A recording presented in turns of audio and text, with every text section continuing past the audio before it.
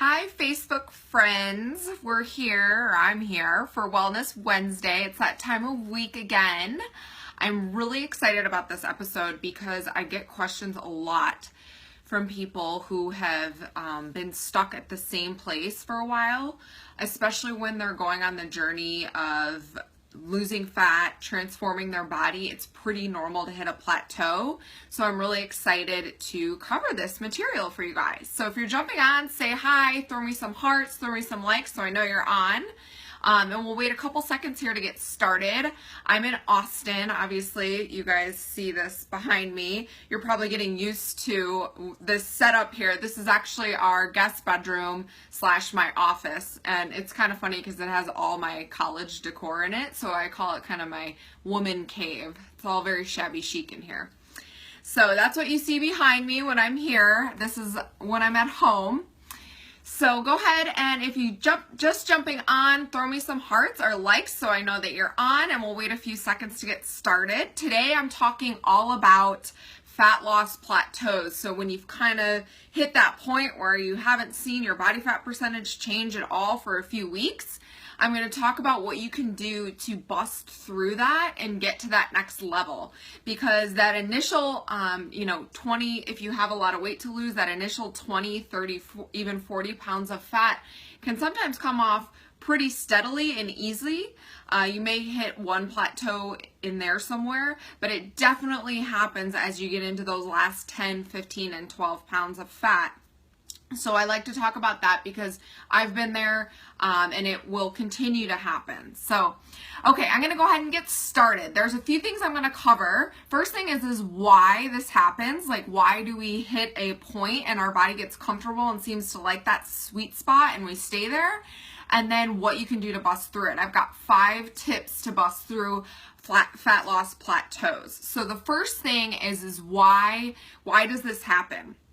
It happens because our bodies are so smart that literally, you have to be changing things consistently, like every 4 to 6 weeks, in order to keep your body guessing. Your body's very smart. It will do everything possible to keep from changing. So you'll notice that even in just the things that pop up in your mindset when you're going through a transformation, the things that you might start craving things that you never had before. And it's literally your body will do anything. It will pull out all its efforts to keep you from losing fat because it's comfortable the way it is and it likes to stay the way it is. So,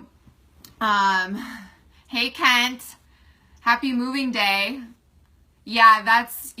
Eliminating beer could help you bust through a plateau. So, but then the second thing is we know they happen. They're going to happen to you throughout your entire journey. And then what can you do to bust through them? So I have 5 things that I go to with a client or someone that I'm working with or myself to help bust through the plateau. So the first thing is if your nutrition is clean, and that's been your main tool for burning fat and losing fat, but you haven't implemented exercise at all yet, that would be the first thing that I would tell you to do, is add the exercise in. Second thing, within that same realm, is if you're exercising all the time, but you're not addressing your nutrition, or maybe you're only eating clean about 50% of the time, then you need to clean up your nutrition. Those are the 2 easiest things to do, is add in exercise if you're not exercising and clean up your nutrition if your nutrition's a hot mess. So that's the first thing. Most people though, when they hit a true plateau, they've already been working on their nutrition and their exercise is already in place. So if you have both of those things going and you've been stuck at the same place for a couple weeks, then that's a plateau and you do need to make some changes. So the second thing that I say is water. Look at your water intake. Sometimes if you're really dehydrated, your body will hold on to fat and you literally will stop burning fat. So check your water. I did a whole episode on water and why hydration is literally your #1 fat loss tool. So if you didn't see that episode, go ahead and watch it. It's in my video section. Hi Mom, thanks for signing on. Who else is on? Hi Brett. Hi Kent. Cool, we got a lot of people on. So go back and watch that episode on hydration, because water literally is your number one fat loss tool. So if you have both your exercise and nutrition going, you've checked in with your water, the third thing is switching up your exercise.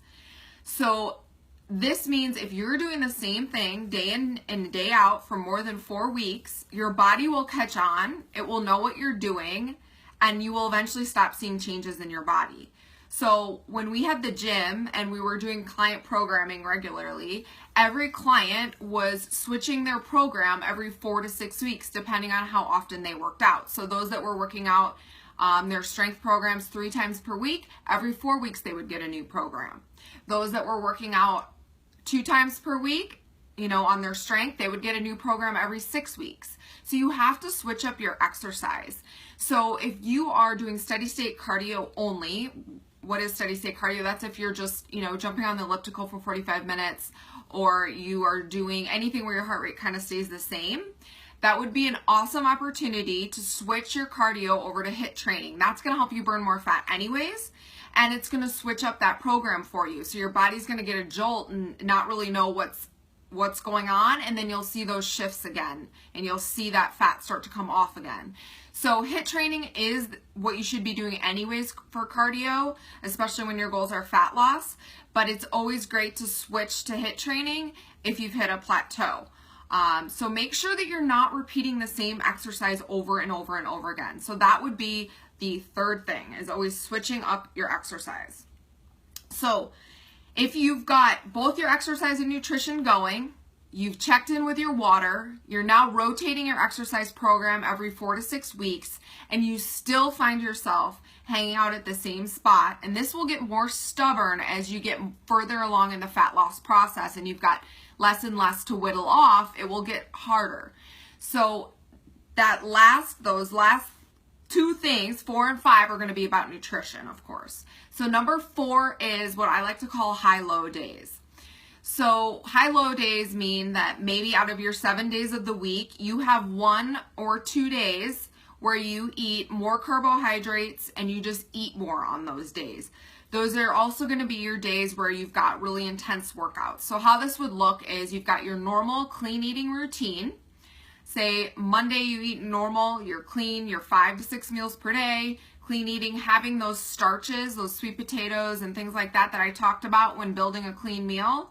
You're having those maybe post-workout, pre-workout, so that all looks normal.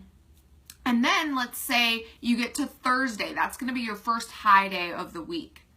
So that means you might add in a 6th or 7th meal. You might make sure that you have higher carbohydrate fruits or starches at your meals. So you might throw in an extra piece of fruit, like a banana that day, because a banana has a lot of carbohydrates in it. Or you might throw in a full sweet potato. You want to keep it clean. However, if you are going to have a cheat meal, that's always the day to do it on, is your high day. So that day you're just taking in more nutrition. You're taking in more carbohydrates. You're giving your body more energy. What that will do is it will actually spike your metabolism. But the key here is that very next day, so Friday, you would go back to your normal clean meals, 5 to 6 clean meals per day. So when you add those high days in, it kind of jolts your metabolism and it keeps your metabolism guessing. And you'll notice that you'll have like killer workouts that day after too. And you'll really start to see those last, 5 to 10 pounds of fat whittle off. So that's number 4. And then the 5th thing, and I actually do this as a part of my normal routine, but if someone hasn't implemented this at all, it works wonders, is intermittent fasting. And I'm not going to go into too much detail about it today, but basically that just means where you withhold from eating solid foods for a certain period of time, anywhere from 12 hours to 24 hours to 48 hours. Brett and I regularly do 48-hour intermittent fasts.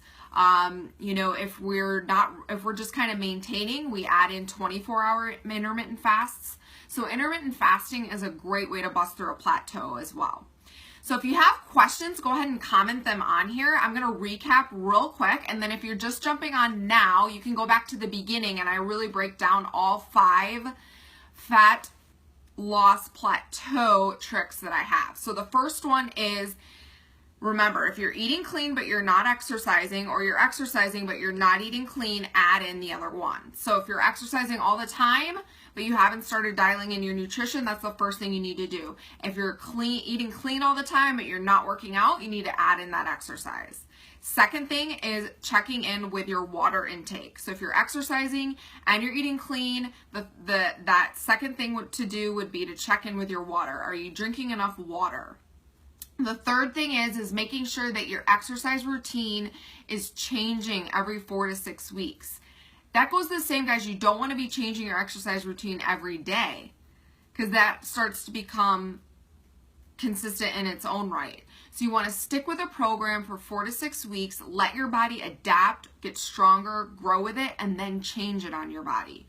So switching up your exercise routine every 4 to 6 weeks. The third thing is implementing the high-low days method. So you're going to have 1 to 2 days per week where you're taking in a lot more carbohydrates. You maybe add in a 7th meal. You're adding more good, dense nutrition into your body that day, so your body has more fuel and you kind of bounce your metabolism up for a little bit.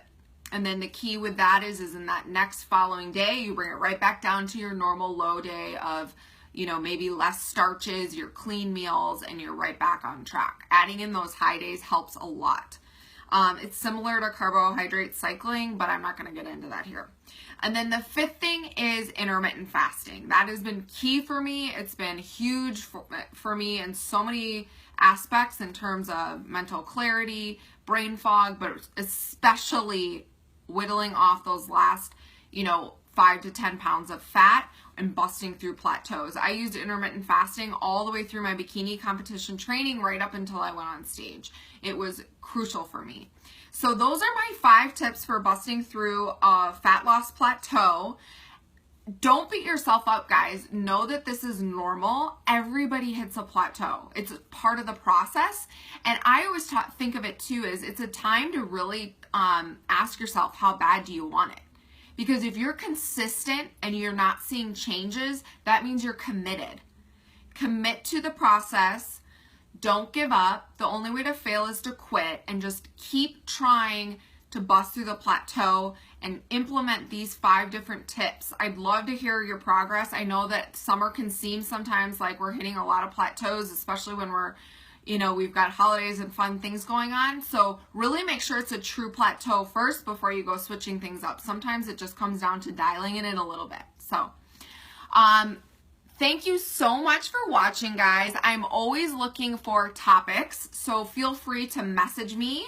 I'm really excited. I'm going to have a special guest on in 2 weeks, a bikini competitor, and she's like one of my best friends. We're going to interview her and talk about her most recent competition.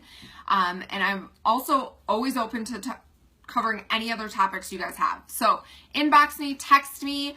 I look forward to seeing you guys all next Wednesday. I love doing this and seeing you all come on each week. It's so much fun. So I hope you're getting some value out of these and that you're actually implementing some of these tips. It's all about taking action. So, all right, guys, have a great rest of your week, and I will see you next week.